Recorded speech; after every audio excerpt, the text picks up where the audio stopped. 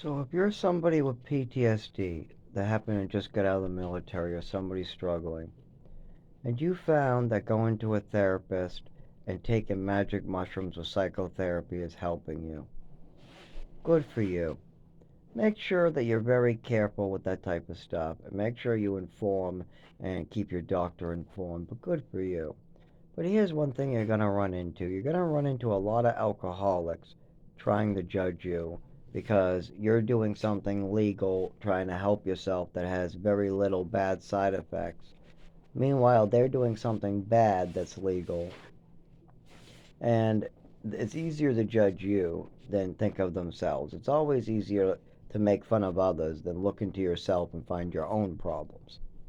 And that's why you see in society everybody picking on each other's problems because everybody got their own problems they don't want to deal with.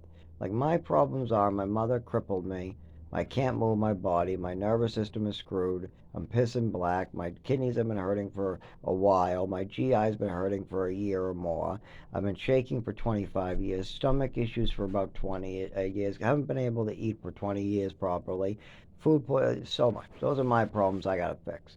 I also used to have the problem of addiction and drugs.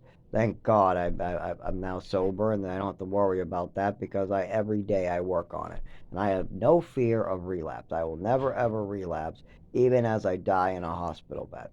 Because I'm not making that choice. So yeah, I might have somebody force drugs into my body, but I will never choose to do drugs again in my life. Only drugs I'll do are the ones that help me and the doctors say can be done in a certain way, not to be harmful, and then I can go right back to working off of drugs. Like, for instance, antibiotics. Anyways, so knowing this, a lot of times I hear people struggle with this fight with alcoholics. You're a druggie, you're a druggie. Well, they're drunk. I'm not even kidding. I'll see people stumble drunk on poison and the one of the worst drugs. Ethanol um, is probably one of the worst drugs out there. There's ethanol, ethyl alcohol. There's all different types of alcohol drug molecules because they are. There's absolutely a drug molecule. LSD and alcohol are in the same class. They're a drug. They're both a liquid drug molecule. They're a molecule that alters the effects in your body. You know what the difference is? Alcohol is poisonous, LSD is not. Isn't that funny? Here's another thing. Magic mushrooms, when concentrated into a tea, like if you take one mushroom, put it in a strainer, boil it in a pot of tea, and then make it into a nice cup of tea, that's one mushroom. If you do that once a year with a therapist, now in a therapist they do it in a capsule, so they take one mushroom, they crush it up, grind it up like a coffee grinder, and they put it in the capsules and give you a regular cup of tea to sip it down with. And if you do that and do psychoactive therapy, it can help so much with PTSD, anxiety. The amount it can help you process the things that have happened to you is amazing. But see, alcoholics who are hiding from their problems, that are running from it, will try to, find problems with it. They'll pick it apart because it's easier to pick on your problems that they know nothing about than to look in them to themselves and ask questions like, "Hey, that mushroom thing you're doing, yeah? Could it help me get off alcohol?" Believe it or not, it can. You do that, you do this, you never have to drink again, and you never have to take mushrooms again. You'll feel like you never need a drink again. You'll sleep like a baby. You'll feel like you never need a drink. A lot of people, this is the case for them. Really. But see, other people go, "Oh, that mushroom shit is drugs. I don't care if a therapist's giving out. You're a junkie. Oh, I'm going to the bar to get drunk." And see, there's two different types of people: the people that ask questions and try to learn and look into themselves. And then there's the people who judge, point things out to try to make sure nobody sees their own issues. And then they move on and get people hurt. These are the two different type of people. Now, I believe in the taking a self-inventory multiple times a day, at least once a day. I believe in helping others and following Jesus in a straight line, even if it costs me money and hurts. Even if it hurts. Something most people aren't willing to do. They're not willing to put their own selves in danger to follow Jesus. They rather follow the devil. Oh, my car might get scratched? Fuck them. Oh, it might cost me $5? Fuck them. Ah, screw it. Let him crawl. Ah, screw it. Let him get his own shit. Oh, who cares? I'll run them over. That attitude is the devil in your heart. You can feel it take over once when you identify it and you pray enough. If you pray and meditate for at least 10 years and you look into yourself and spend a lot of time in there, you'll find that you can feel when these evil feelings come in where you feel like you should tell somebody something mean. Meanwhile, you can also try to harness God's grace.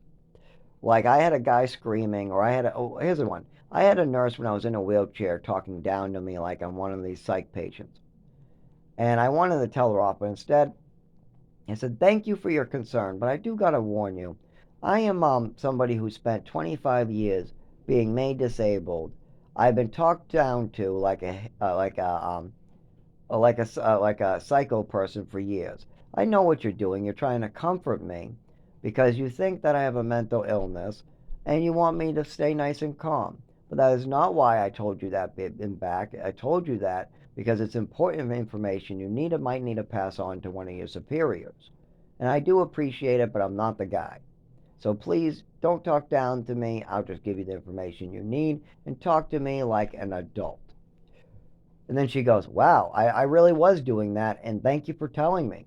I really didn't realize you were that intelligent."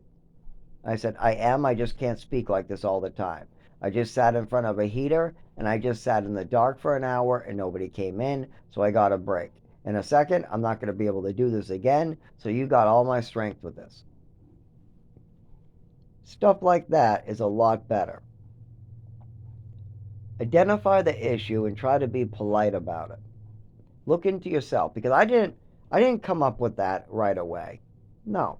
I prayed to God to give me the strength to tell this person nicely that I don't like what she's doing, why I don't like it, and to ask her to please stop.